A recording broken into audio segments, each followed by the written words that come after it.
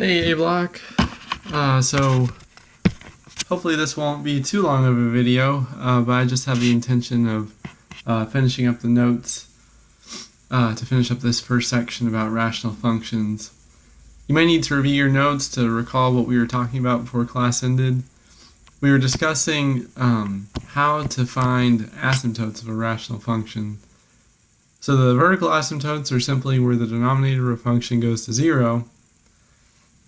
The horizontal asymptotes take a little bit of thinking. You'll have to figure out the horizontal asymptote based on the degree of the top and the degree of the bottom. So we're going to say that the top of a rational function will have degree m, the bottom will have degree n, and we'll have three possible general cases. We saw the first one was where the top, or sorry, where the bottom had a higher degree, n bigger than m, and that gives you a horizontal asymptote of y equals 0. And then we considered the case where they were equal, and that is where the horizontal asymptote is simply just the ratio of the leading coefficients, which I've written here as am over an. That just means the leading coefficient of the top divided by the leading coefficient of the bottom. Case 3 will be where the top has a higher degree than the bottom. So n is less than m. Top is bigger than bottom. So the top grows faster, and we actually end up with no horizontal asymptotes. And so this means that the limit of f of x as you go out to plus or minus infinity is either plus or minus infinity. So it's diverging. It's going off to infinity or negative infinity. We will talk about some of the specifics with this a little bit later, something called slant asymptotes or oblique asymptotes. They get into some of the more specifics to this case. Okay, so you know how to get the asymptotes, so now it is just a matter of pulling it all together and being able to graph. So here are the general steps you'll take in order to graph a rational function. So some graphing steps. One is, if you can, factor the top and bottom. 2, find the intercepts. 3, find the asymptotes. And then 4, sketch it. So that's the general steps, and so we'll look at a couple of examples to work this out. So let's consider example 3. Graph this function. R of x is equal to 2x squared minus 4x plus 5 over x squared minus 2x plus 1. So see if you can go ahead and factor that on your own. You can pause it, see if you can factor it on your own. You'll end up finding that the top does not factor, and it doesn't factor into real factors, and the bottom factors nicely as x minus 1 squared. To find the y-intercepts, well, to get a y-intercept, you just plug in 0. So r of 0 would be 2 times 0 squared minus 4 times 0 plus 5 over 0 squared minus 2 times 0 plus 1. So there you go. Nice y-intercept of 0, 5. For x-intercepts, you set the whole equation equal to 0 because you're trying to find when the y values go to 0. So you set everything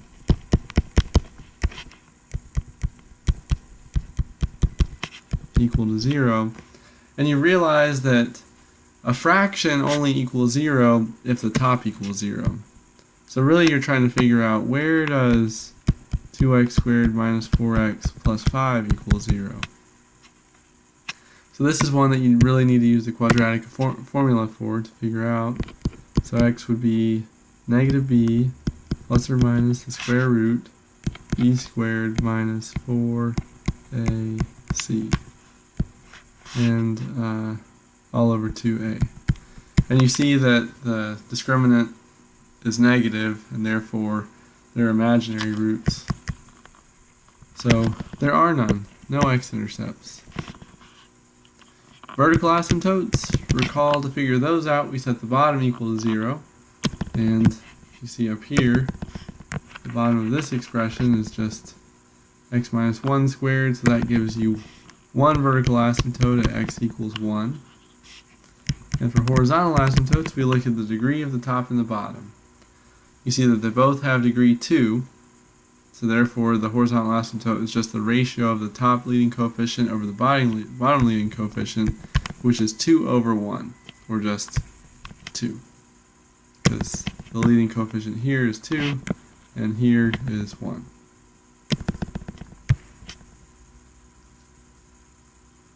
Okay, so let's start graphing it, and then we'll see what other things we can figure out after we graph it.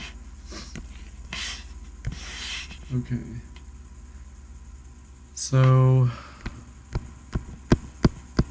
I know I have vertical asymptote at x equals 1.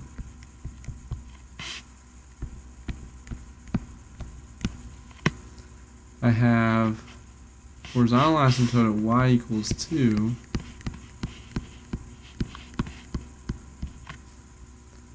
Don't have any x-intercepts, and I know that I have a y-intercept at 0, 5. So 1, 2, 3, 4, 5. Right there.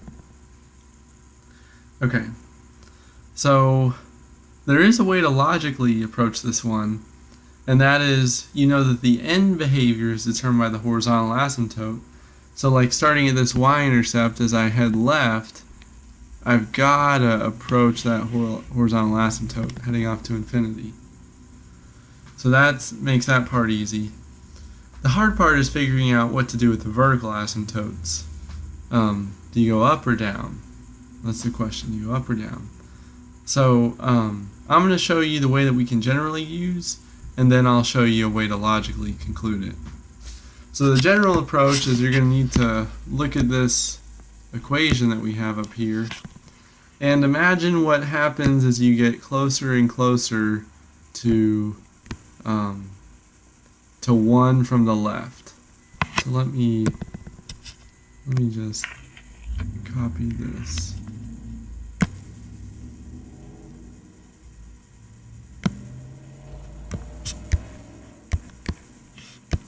Okay.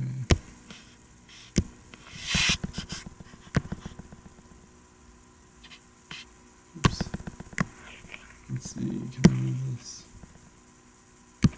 Okay, so we'll just imagine as you go to 1 from the left, well, we would need to plug in something slightly smaller than 1. So one way we can notate this is, let's plug in 1 minus to the expression. And we'll just try and let this inform our math. Bear with me, this is going to seem a little strange. So by 1 minus, I just mean something just a little bit smaller than 1. Okay? Something just a little bit smaller than 1.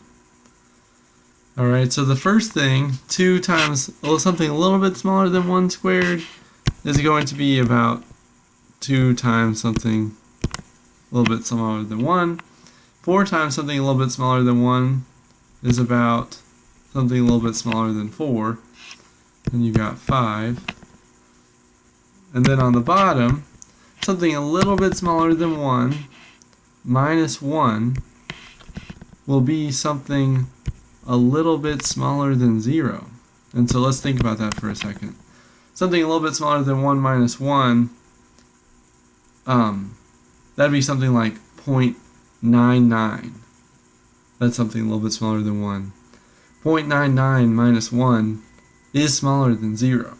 And you could imagine going as close as you want to 1, but still below it, you'd still get something just a little bit smaller than 0. And so on the top, we have, so now 2 times something a little bit smaller than 1 is just a little bit smaller than 2. Minus something a little bit smaller than 4, plus 5. On the bottom, something a little bit smaller than 0 squared will become a negative squared will be a positive on the bottom. If all these symbols aren't clicking with you, it's okay. We're just really trying to figure out the sign here. We're trying to figure out, as you plug in things smaller than 1, do you get something positive or negative? Okay, so at least on the bottom, we now know that the bottom is positive because it's a negative thing squared. And then on the top, you have 2 minus 4, so it's going to be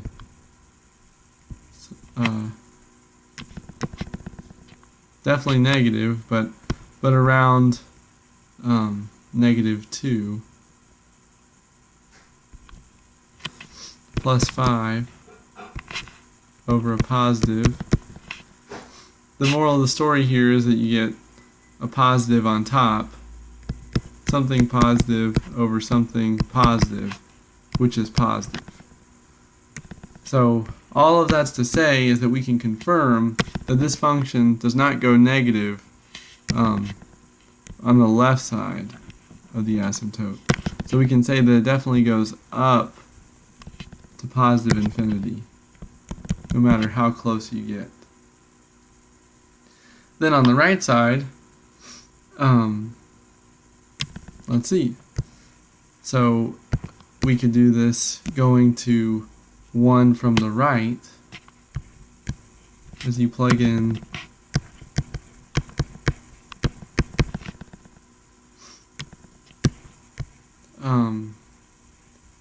you can go through the same analysis. So R of something a little bit bigger than 1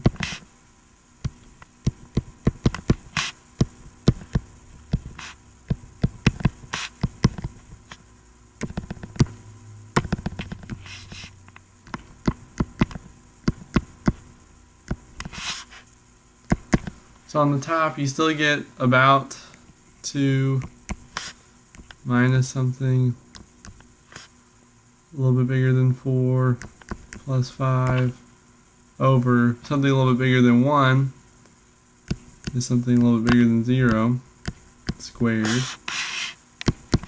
So on top, you still end up getting a negative. So about negative 2 plus 5 is about negative 3.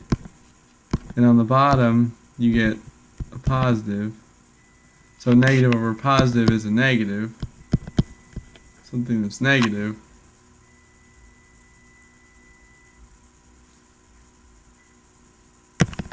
Oh, excuse me. Actually, on top, it's a minus 2 plus 5. So it'd be a plus 3. So that should be a positive. So as x goes to 1 from the right, you get a positive, and so that helps us see that as you approach that vertical asymptote from the right, it should be going up to infinity. And then for this side, we know it's going to go to that horizontal asymptote as x goes to infinity. So the graph should look something like that.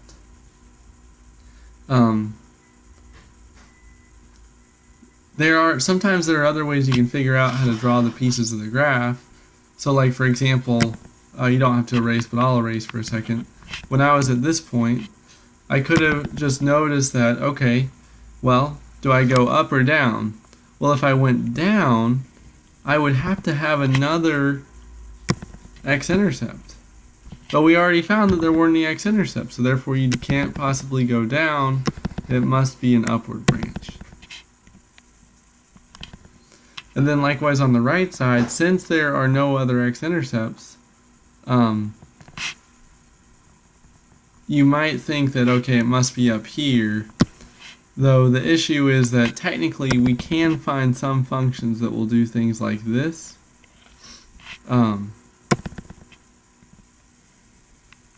you can find some that will cross like that.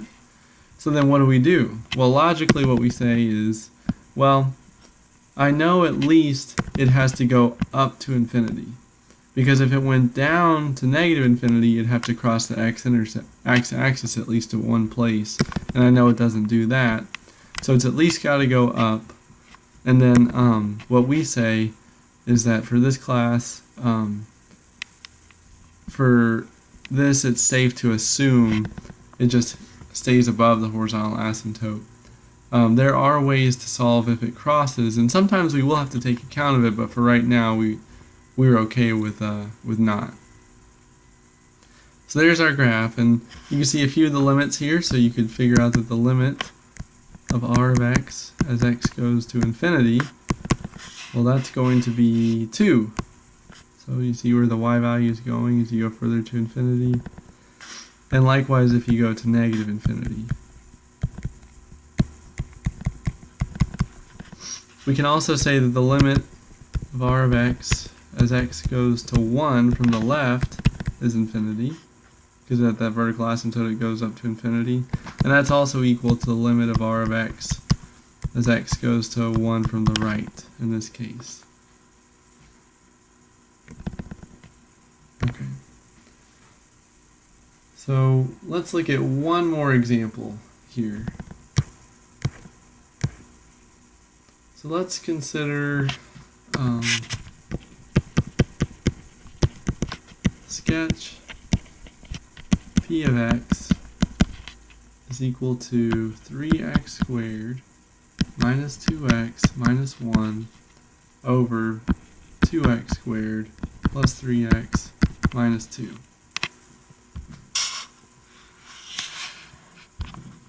Okay. So we try and factor, so see if you can factor that.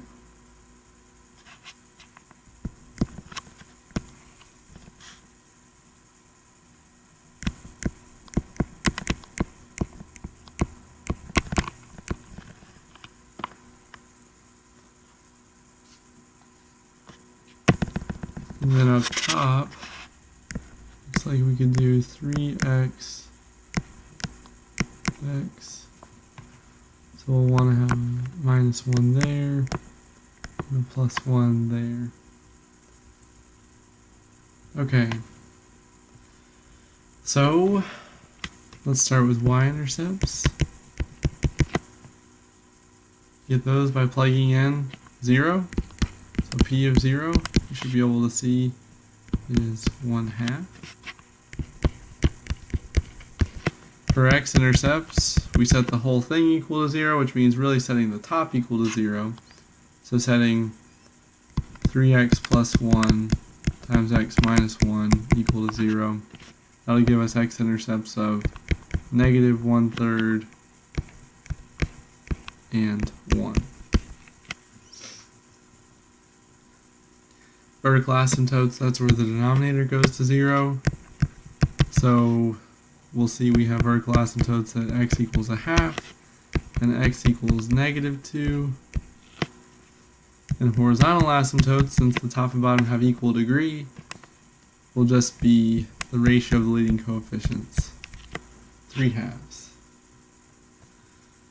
So that's enough to get the basics drawn, so we can see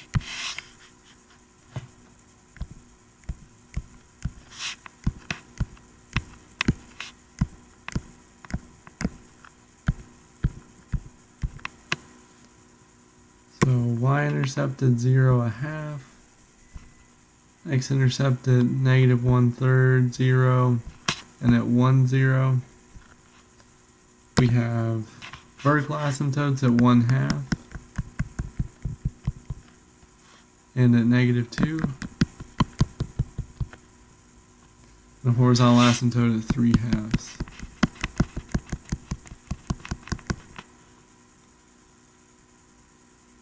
Okay, so now the graphing. So, looking at the left side of the graph, we know that we must have something going up over here. And that's because if something were going down, then it would cross the x-axis and we'd have another x-intercept, but we don't have another x-intercept. So it's got to be up. And then that thing off to the left will coast to hit that horizontal asymptote. Now, in here is a little tricky because things could go a few different ways. So, I'm looking at the middle part of the graph between the two y-intercepts. We could have this piece go up, or we could have it go down. So we're wondering which one it is. Does it go up or does it go down? And you can't use x-intercepts to rule it out because you could have either branch without making any new x-intercepts. So this takes some thinking. So we're going to need to look at our we're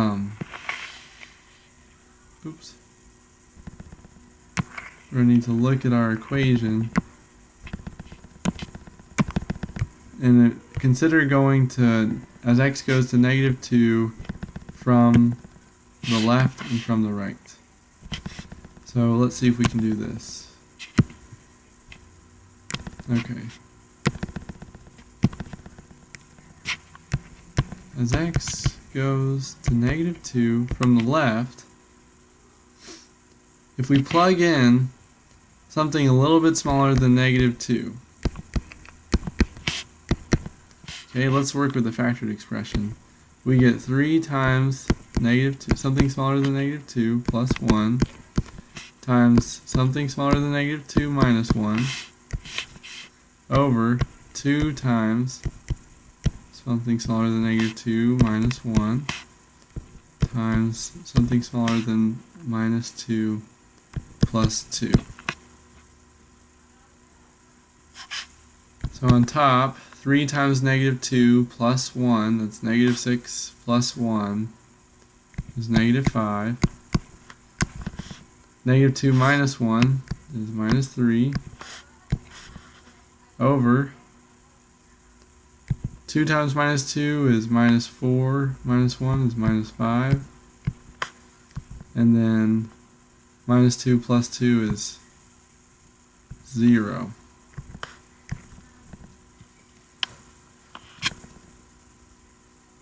Okay, so let's see, that gives us negative, negative, over a negative and negative, so that's 1, 2, 3, 4 negatives. Because 0, something smaller than 0 is negative. So therefore 4 negatives make a positive. So that is going from the left. So that confirms what we thought about this branch going up. Now let's consider going from the right side. So from the right side, as x goes to -2 from the right,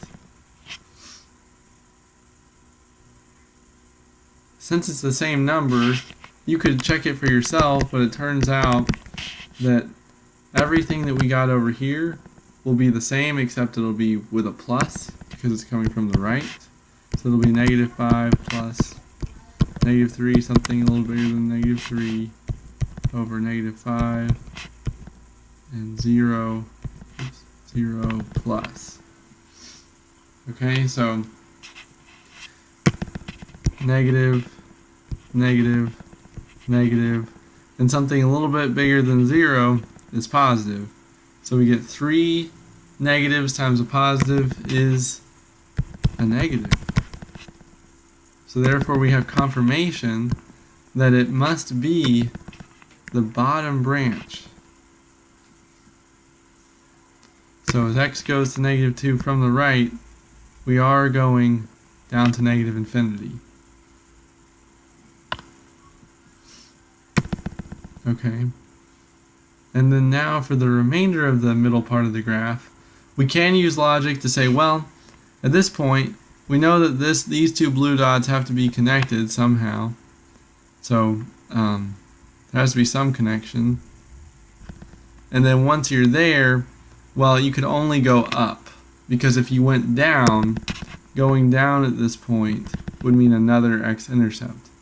but there are no more x-intercepts. So it must go up. So therefore we have that branch. For this last piece, well, we do have two options. Either it could go down or it could go up. So we've got to figure out which one it is. Does it go down or does it go up?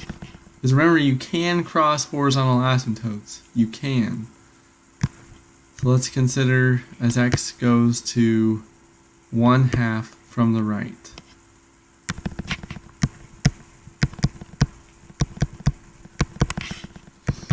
So something a little bit bigger than 1/2. Okay, so that'll be 3x plus 1, so 3/2 plus 1. That'll be something a little bit bigger than 5/2. Then x minus 1, so 1/2 minus 1. Something a little bit bigger than -1/2. Over 2x minus 1. So 2x, 2 times 1/2 is 1 minus 1. It'll be 0, but something a little bit bigger than 0.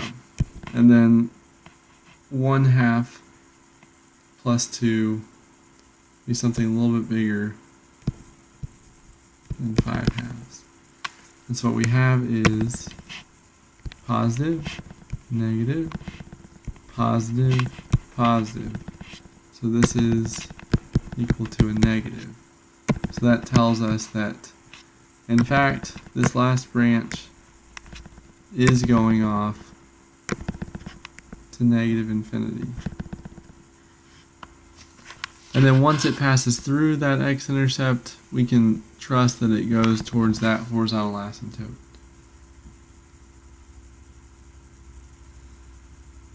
So, a lot of work involved, but we have it. The 3 branches of this rational function.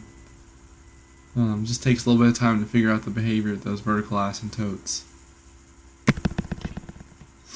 So your homework will be a few problems from a PDF which I've posted on Moodle. And from that PDF it'll be numbers 15, 17, 45, 50, and 59. And you're to write, you'll find numbers 27 and 29, and what I'd like you to do is write the equations, attempt to write the equations for numbers 27 and 29 where you're given the picture of the graph. Alright, see you on Monday.